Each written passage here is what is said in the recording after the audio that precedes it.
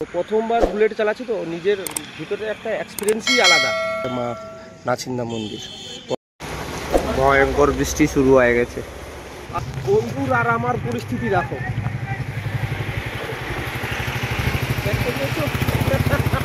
চিকচিকে চাপিয়ে বেঁধে যাচ্ছি।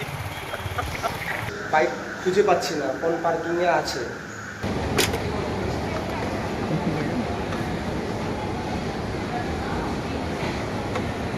আমাদের সেদিকে যেগুলো বড় বড় মেলা হয় আর কলকাতার একটু সাজানো ঘরের মেলা। করছি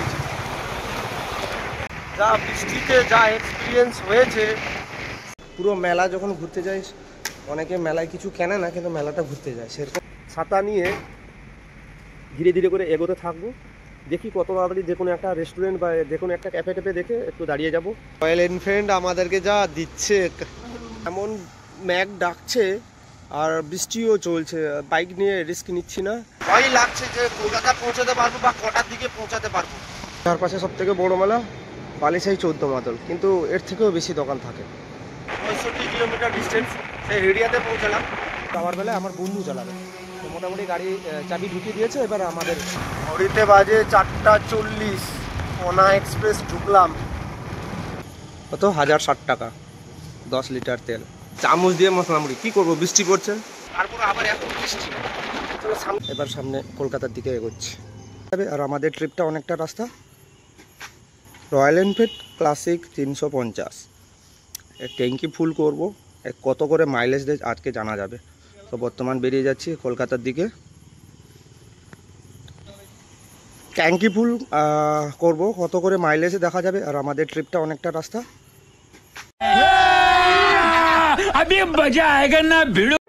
তো নমস্কার, সত শ্রী আকাল সবাইকে আমার নতুন ভিডিওতে স্বাগতম। এই প্রথমবার আমি রয়্যাল এনফিল্ড চড়ে একটা ব্লগ ভিডিও বানাতে চলেছি। তো সম্পূর্ণ ভিডিওটা দেখার জন্য আপনাদের কাছে অনুরোধ রইল, পারলে সম্পূর্ণ ভিডিওটা দেখবেন। যারা বাইক চালিয়ে কলকাতা থেকে আসেন দীঘায়, সবসময় দীঘার ভিডিও দিয়ে থাকে, কিন্তু আমি প্রথমবার দীঘা থেকে কলকাতা যাচ্ছি বাইকে করে। তো এই এক্সপিরিয়েন্সটা আমার কেমন সেটা আপনারা সম্পূর্ণ ভিডিওতে দেখতে পাবেন। প্রত্যেকের কাছে অনুরোধ, চ্যানেলটা যদি নতুন থাকেন চ্যানেলটাকে একটু সাবস্ক্রাইব করে পাশে থাকবেন। আর পুরো ভিডিওটা সম্পূর্ণ দেখার অনুরোধ রইল, স্কিপ করে গেলে কিছু বুঝে উঠতে পারবেন না। 1 অক্টোবর রাত 8:15 বাজে। এই টাইমে আমি আর আমার বন্ধু দুজনে মিলে কলকাতা যাচ্ছি। কলকাতাতে কোথায় কি দেখব না দেখব, রাস্তার ওপিনিয়ন কেমন, সম্পূর্ণ আপনারা এই ভিডিওতে দেখতে পাবেন।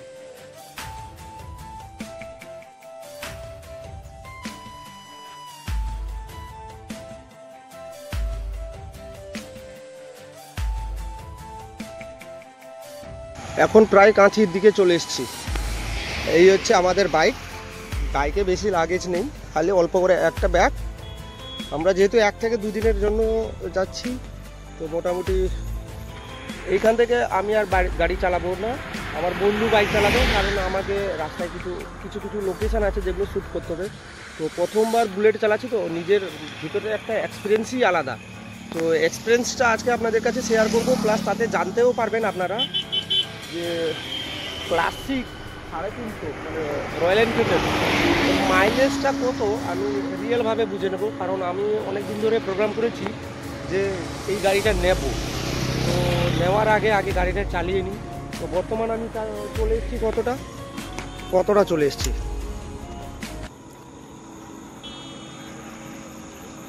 অলরেডি 27 কিলোমিটার, মানে সামনে কাঁথি আর 1 থেকে 2 কিলোমিটার বাকি। কাঁথি থেকে 15 কিলোমিটার যাওয়ার পরে চলে আসছে নাচিন্দা। এখানে প্রণাম করে বেরিয়ে এলাম। এটা মা নাচিন্দা মন্দির। বর্তমান কতটা রাস্তা আসছে, 42 কিলোমিটার চলে এলাম নাচিন্দা মন্দির। এখানে মায়ের কাছে প্রণাম করে এবার সামনে কলকাতার দিকে এগোচ্ছি। কপাল খারাপ জানি না, তবে দেখো ওনার থেকে উঠা থেকে হালকা হালকা করে ব্ল্যাক ডাকছিল, তারপর আবার এখন বৃষ্টি। চলো সামনে পেট্রোল পাম্প আছে, তো বড় বড় বৃষ্টি রে। বন্ধ করো, হাত জোড় কে मैं मोदी साहब से गुजारिश करता हूं। ভয়ঙ্কর বৃষ্টি শুরু হয়ে গেছে, জানি না কখন বৃষ্টি কমবে। মোটামুটি ছাতা কিনে ঝুলিয়ে রেখেছি, ছাতা নিয়ে আর বাইরে দাঁড়াইনি। কি অবস্থা দেখো আমার আর আমার বোন এইখানে মোটামুটি চা খেয়ে বেরিয়ে যাবো।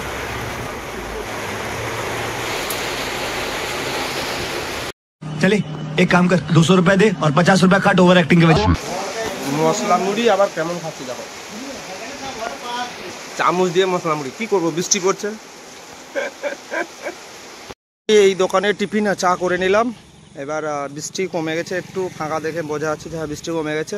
এবার থেকে আমার বন্ধু চালাবে, কিন্তু এর থেকে আমি বসবো, আমি আর চালাবো না, কারণ আমাকে রাস্তার অনেকগুলো জায়গা আছে সেগুলো লোকেশানগুলো আপনাদেরকে দেবো। তো সঠিকভাবে দেওয়ার জন্য আমাকে বসতে হবে, গাড়ি চালালে হবে না। আমার তো এক্সাইটমেন্ট আছে, আসার বেলা নয় আমি চালিয়ে নেবো, এখন যাওয়ার বেলায় আমার বন্ধু চালাবে। তো মোটামুটি গাড়ি চাবি ঢুকিয়ে দিয়েছে, এবার আমাদের পথ চলা শুরু। বৃষ্টি 1 ঘন্টা কাটানোর পর যখন একটু বৃষ্টি কমলো, তো আমি আর আমার বন্ধু মিলে প্রায় হেরিয়ার কাছে পৌঁছালাম। তখন বাজে রাত্রি 10:30। এখনও ম্যাঘ ডাকছে, বিজলি যেভাবে চমকাচ্ছে, আমাদের তো বাইক চালাতে ভয় লাগছে। এখন পর্যন্ত আমাদের কাছে কোনো রেনকোট নেই, কিন্তু নাচিন্দা মন্দিরের কাছে একটা ছাতা নিয়ে নিয়েছিলাম। আর এই নাচিন্দার যে ডিস্টেন্সটা হচ্ছে দীঘা থেকে প্রায় 60 কিলোমিটার ডিস্টেন্স। হেরিয়াটা ক্রস করেছি, বাজকুল চলে এলাম 5 কিলোমিটারের ভিতরে। হেরিয়া থেকে 5 কিলোমিটার ডিস্টেন্স। এখনও কিন্তু মেঘের ডাক প্রচুর। মাঝখানে 1 ঘন্টা আমরা বৃষ্টি পেয়েছি, প্রথমেই নাচিন্দার পরে বৃষ্টি, তারপর আবার এখনও বৃষ্টি হয়নি, তবে মেঘ ডাকছে, সামনে সামনে বৃষ্টি চলেও আসছে, এক ফোঁটা করে পড়ে যাচ্ছে। বর্তমান চণ্ডীপুর ঢুকছি, সামনে ফ্লাইওভার। कभी कभी लगता है कि पुनीत भगवान है। দীঘা থেকে চণ্ডীপুরের ডিস্টেন্স 70 কিলোমিটার। আর এই চণ্ডীপুর থেকে নন্দীগ্রাম যাওয়ার রাস্তা, কিন্তু এই চণ্ডীপুরের ব্রিজের ওঠার আগে যদি কেউ দীঘা থেকে কলকাতা যায় তাহলে তার বাম সাইডে পড়বে, আর কলকাতা থেকে দীঘার দিকে এলে তার ডান দিকটা পড়বে। এই ফ্লাইওভারের নিচ দিয়ে রাস্তা সোজা নন্দীগ্রাম যাওয়ার রাস্তা। তবে আমাদের কাছে কোনো রেনকোট নেই, জাস্ট দুজন বন্ধু ভেবেছিলাম যে রাত্রিবেলা বাইক চালাবো আর 2-4 ঘন্টায় পৌঁছে যাব। কিন্তু আমার জীবনের প্রথম এক্সপিরিয়েন্স, মানে বাইক চালিয়ে যাব বা বাইক চালাবো বা বন্ধুর সঙ্গে বসে ভিডিও বানাতে বা গল্প করতে করতে যাব, সেই এক্সপিরিয়েন্স আমার কিন্তু আজকে প্রথম। কারণ যেভাবে মেঘ ডাকছে মনে হয় না যে আমরা পৌঁছে যেতে পারবো, এমন ভয়ানক পরিস্থিতি। बंद करो, हाथ जोड़ के मैं मोदी साहब से गुजारिश करता हूँ। আবার নরঘাটের ব্রিজের কাছে দাঁড়িয়ে গেলাম বন্ধুরা, কেননা এমন ম্যাঘ ডাকছে আর বৃষ্টিও চলছে, বাইক নিয়ে রিস্ক নিচ্ছি না। তো একটা জায়গা দাঁড়িয়ে গেছি, এই যে হ্যাঁ বাইক নিয়ে দাঁড়িয়ে গেছে, হ্যাঁ প্রচুর বৃষ্টি, প্রচুর।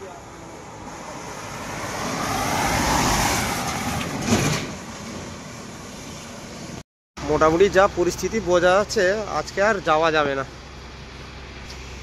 কি অবস্থা, বাইক নিয়ে দাঁড়িয়ে গেছি পেট্রোল পাম্পে, বৃষ্টি শুরু হয়ে গেছে, আর এদিকে হেলমেট নিয়ে দাঁড়িয়ে আছে। কখন কি হবে জানি না, বৃষ্টি কখন কমবে। এখন ঘড়িতে বাজে কটা বাজে রে,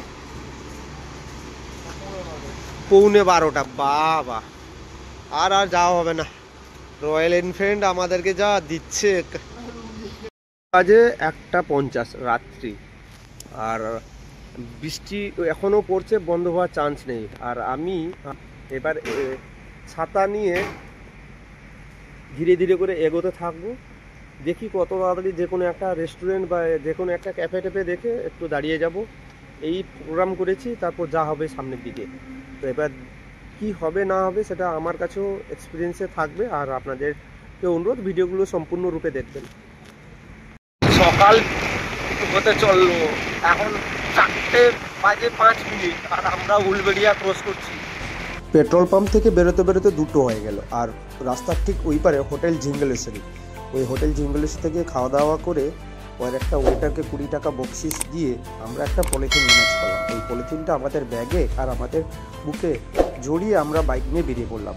ঠিক কলাঘাটে ব্রিজটা যেই ক্রস করেছি আমরা, তখন থেকে বৃষ্টিটা একটু কমে গেছে, মানে মাঝে মাঝে অল্প অল্প করে দানা পড়ছে। বৃষ্টিটা কমে যেতে আমরা, মানে আমার যে বন্ধু সে বলল ভালো করে ধর, আমি বাইকটাকে একটু স্পিডে চালাবো, কিন্তু আমাদের জামা প্যান্ট পুরো কাদা মাদা হয়ে গেছে। ঘড়িতে বাজে 4:40, কোনা এক্সপ্রেস ঢুকলাম। আমার জীবনের সেরা এক্সপিরিয়েন্স, যেখানে আমি 4 হুইলার গাড়ি নিয়ে 2 ঘন্টা 15 মিনিটে আমি কলকাতা থেকে দীঘা ঢুকেছি। আর সেই জায়গায় রাত শেষ হয়ে গেল, সকাল হয়ে গেল, এখনো পৌঁছাতে পারছি না। আমার এক্সপিরিয়েন্স কি অবস্থা। এখন বাজে 5টা।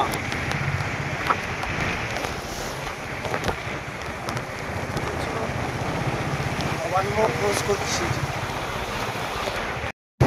পশ্চিমবঙ্গের সব থেকে জনপ্রিয় জায়গা কলকাতা। সেই বেরিয়েছিলাম আমি ঠিক সন্ধ্যার পরে মানে রাতও বলতে পারেন, 8টা 17-তে শুরু করেছিলাম সফর। আর হঠাৎ করে রাস্তার মাঝ রাস্তায় বৃষ্টি চালু হয়ে যেতে সব লন্ডভন্ড, কোথায় 1 ঘন্টা কোথায় 1.5 ঘন্টা, লাস্ট পর্যন্ত কি বলবো, সেকেন্ড ব্রিজে যে ঢোকার আগে যে 10 টাকা দিয়ে টোলটা কাটতে ওই জাস্ট পৌঁছাচ্ছি। 5টা সকাল ভোর 5টা 5। বন্ধুর আর আমার পরিস্থিতি দেখো,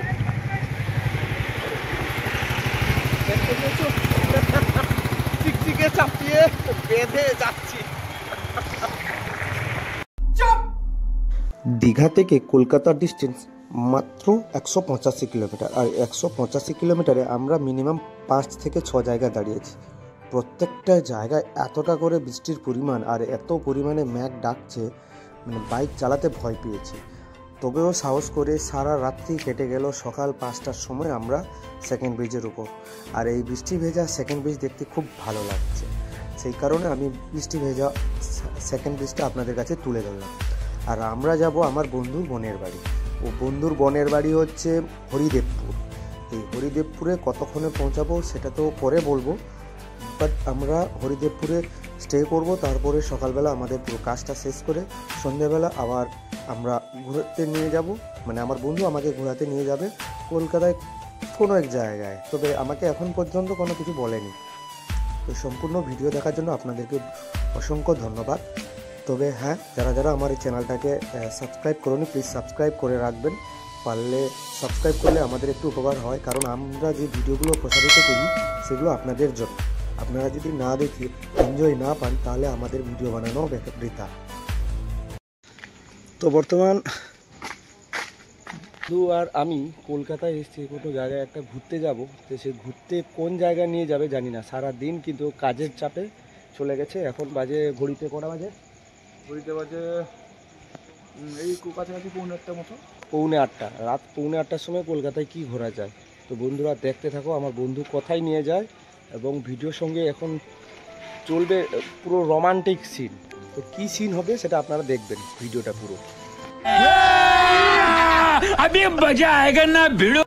কলকাতা সাউথ সিটি মল বাইরে থেকে দেখতে এতটাই সুন্দর লাগছে। তো আমি জিজ্ঞাসা করলাম, বন্ধু এটা কি? বলে সাউথ সিটি মল, আমরা ঘুরতে এসেছি। বলে তাহলে চল ভাই, তাড়াতাড়ি চল, এই এত বড় মলটা একবার ঘুরে দেখি কেমন লাগে। চলতে ফিরতে সার্কাসে ঢুকে এলাম। হ্যাঁ, আমাদের সেদিকে যেগুলো বড় বড় মেলা হয়, আর কলকাতার একটু সাজানো ঘরের মেলা। বা চারদিকটা দেখো পুরো কালারফুল লাইট দিয়ে সাজানো। আমি প্রথম ঢুকলাম, সেই জন্য আমার এক্সপিরিয়েন্স আমি আপনাদেরকে জানাচ্ছি। আপনারাও তো অনেকেই গিয়ে বা ঘুরে এসছেন। আমাদের সেদিকে বলে মেলা, আর কলকাতার লোকেদের হচ্ছে মল। একই জিনিস।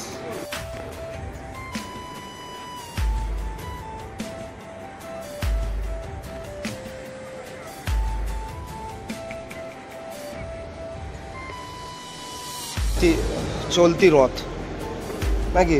আমরা যেরকম ছোটবেলায় যখন ওই যে কাদা জমিতে দৌড়ে দৌড়ে গিয়ে দাঁড়িয়ে পড়তাম, চড়াক করে চলে যেত। এখানে তুমি দৌড়াতে হবে না, এখানে দাঁড়িয়ে যাও, চড়াক করে চলে যাবে। সেদিকে লোকাল যে মেলাগুলো হয় না, বিশাল বড় বড়, যেরকম দীঘার পাশে সব থেকে বড় মেলা বালিশাই 14 মাদল, কিন্তু এর থেকেও বেশি দোকান থাকে। चले एक काम कर, 200 रुपए दे और 50 रुपए काट ओवर एक्टिंग के वजह। দারুণ।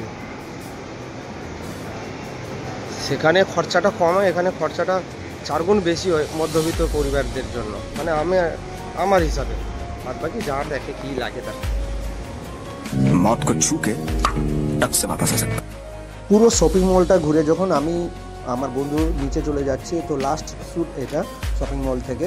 আর কোনো শপিং মলের কোনো শ্যুটিং নেই, তবে হ্যাঁ আমরা বিনা 1 টাকা খরচ করে পুরো শপিং মলটা ঘুরে এলাম। হ্যাঁ, বাইকের পার্কিংয়ের জন্য 40 টাকা গেছে। পুরো মল ঘুরে নিলাম, একটাও কিছু আনলাম না, খালি একবার সিঁড়িতে করে উপরে গেলাম আর এলাম। পুরো মেলা যখন ঘুরতে যাই, অনেকে মেলায় কিছু কেনে না কিন্তু মেলাটা ঘুরতে যায়, সেরকম আমি পুরো আমাদের বাজেটের বাইরে নাকি, পকেটের ভিতরে নেই এত মাল। हम मालूम है तेरे बाप को मत सिखा। তো মোটামুটি বাইক খুঁজে পাচ্ছি না কোন পার্কিংয়ে আছে।